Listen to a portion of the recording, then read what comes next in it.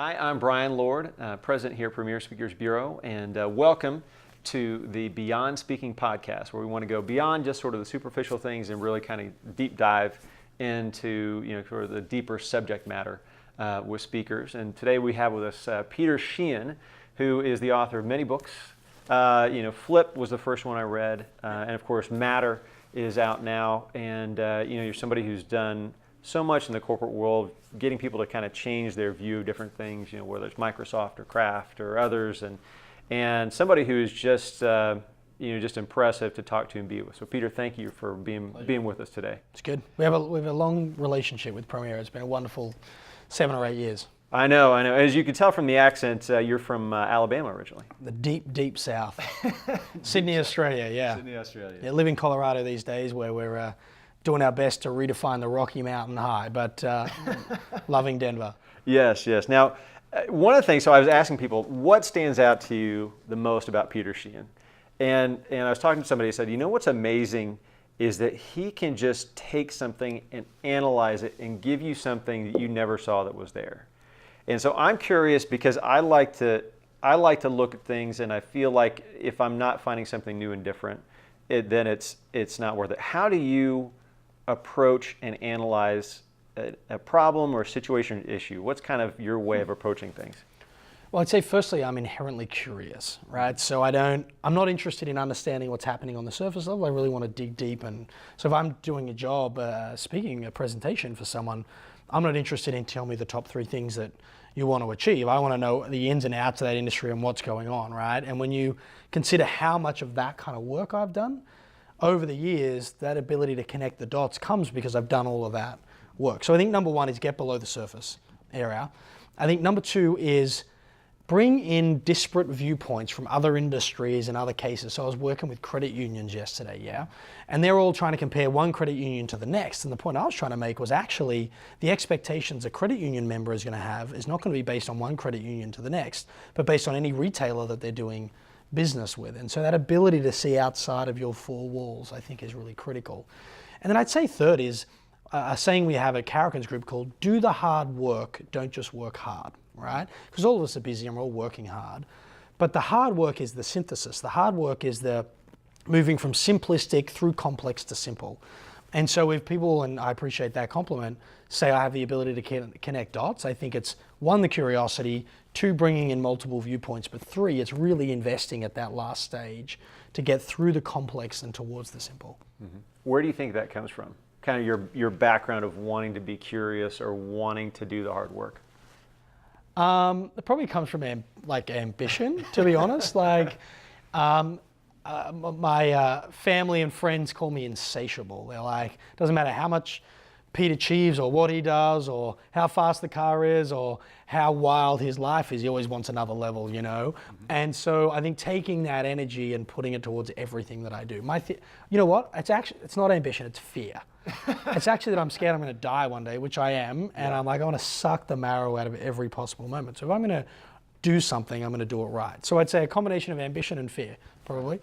If you weren't doing this, if you weren't taking this ambition and fear towards making it into, applying it to help, businesses or people have this transformation, where do you think it would go? Oh, I'd be clubbing in Ibiza or partying in Berlin or lost somewhere in Moscow, right? No, seriously, yeah, I would be. I'm kind of red light, green light, so I have a lot of energy that has to go somewhere. Mm-hmm. Although I was asked this question recently, which was, I couldn't do this, but I had to do another job, what would I do? Mm-hmm. I'd probably do design, like interior design or something like that. I love it. I love making things work and colors and I'm not sure I should admit that in public, but that's the truth. When do you find like a Eureka moment? So you do a whole lot of work for every event that you do. You're showing us earlier these dossiers that are just this thick, and where is it where you kind of find that aha moment, like this will make a difference to the people there? Ah, wow. So in the preparation process, it's usually when you get the framing right. Mm-hmm. So we have a rich repertoire of case studies from work we've done, clients we've partnered with, or companies we've studied. So one of the great assets that I personally have and Karrikins Group has is we've done the work and we understand it, right? And so it's not that hard to find the right case studies to tell, but it's hard to find the master frame for how you're going to organize them, because early in that presentation, if the audience isn't going, oh my gosh, I need exactly what he's about to tell me, then you're going to find it very hard to engage them and influence them along the way. So I think that's the first aha moment, is when you get here's the pain point and here's how we're going to help you solve it. Like if you get that framing right. I think the real ahas though, like the magic happens when you're no longer thinking about what you're trying to say, you're obsessed with the outcome you're trying to create.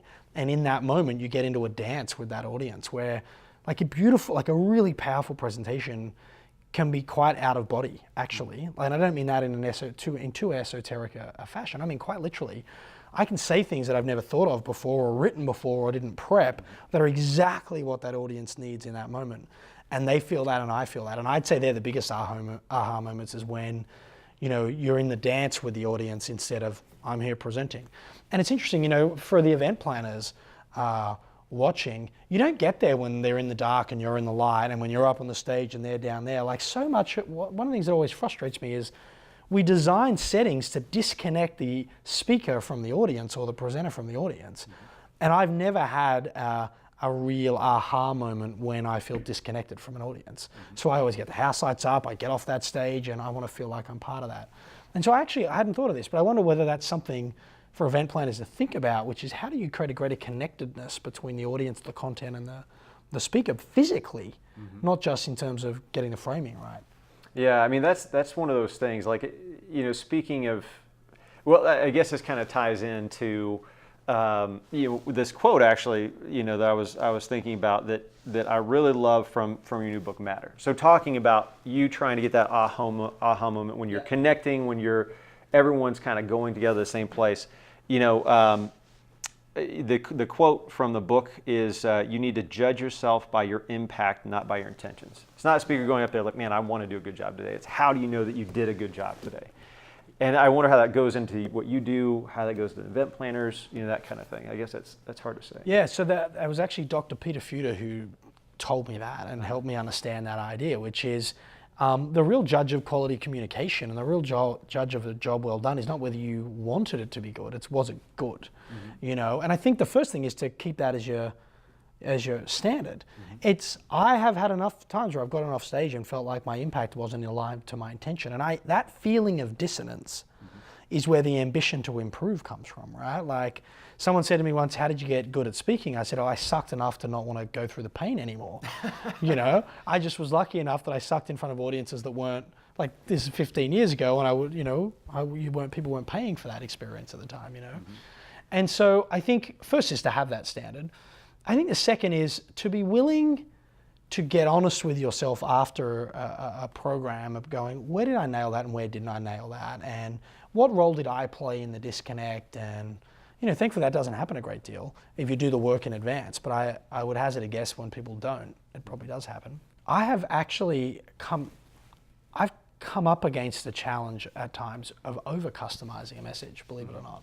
Right? We all say we want the speaker to customize, and I'm the king of that, right? But there are some times when actually you need to be bringing your worldview and an external worldview and not pretending you know everything about the audience and their business just because you might have spent a week or two, like I might, going deep, and you might have read everything about it. And I occasionally in an audience will say, oh my God, you know more about us than we know about ourselves. That's not really true, right? Like they're living and sleeping and breathing it every day. And so I think part of getting the impact right is understanding the balance of the external worldview and the internal worldview and the difference between a perspective and an opinion in their world. Does that make sense? Yeah, I mean, I think that those differentiators are important to kind of achieving that sort of thing. So, yeah, I mean, one of the things I do like too about what you do is talking about those outcomes and kind of what's fact and what's opinion and that sort of thing. And I guess this is more of an opinion question, and it ties into the title of your book. But how do you know when you matter? Two things. Number one, you're able to compete beyond price, meaning now everyone competes on price. There's not an industry in the world where price sensitivity doesn't exist. But as long as you're within the realm of possibility, are you winning on something other than having the cheapest deal? Like whether it be service or ease, or that you're solving a more important problem, or meaning and purpose. Like there are some attributes that really win there, number one. And then number two is, have you built a relationship with your partners where they're vested in your success rather than just in their own success? And a good example was, in recent years, we've seen a couple of major acquisitions fail. I remember a big cable company tried to buy another cable company, and I heard from a senator 100,000 customers wrote in and were like, do not give this organization any more power than they've currently got. And they were like, vehemently opposed to it. And then another telecommunications company made a similar bid for a size acquisition, different asset at the time, and it went through without a hitch. And the difference between those two organizations is the customer was actually wanted that telecommunications company to be successful. Does that make sense? Like they were vested and they wanted them to win and grow and have a bigger impact and have a bigger role in their life, whereas this cable, they wanted the opposite for this cable company. And so that's the second thing we discovered was, if they're not really vested in helping you to be a better version of you, and they don't want you to grow and them grow, win-win style, then there's no way you're going to really resonate in their hearts and their minds. How do you, so, we do work with event planners a lot, and a lot of times event planners are kind of conduits to the CEO. So this question is more to, what you would say to a CEO. But how do you know when your company matters, and how do you get there? Well, there's 385 pages worth of an answer to that question, right? We spent 5 years and $1 million on that research. That's a difficult question to answer in 30 seconds or less. But that's why we ask the hard questions. Yeah, like really?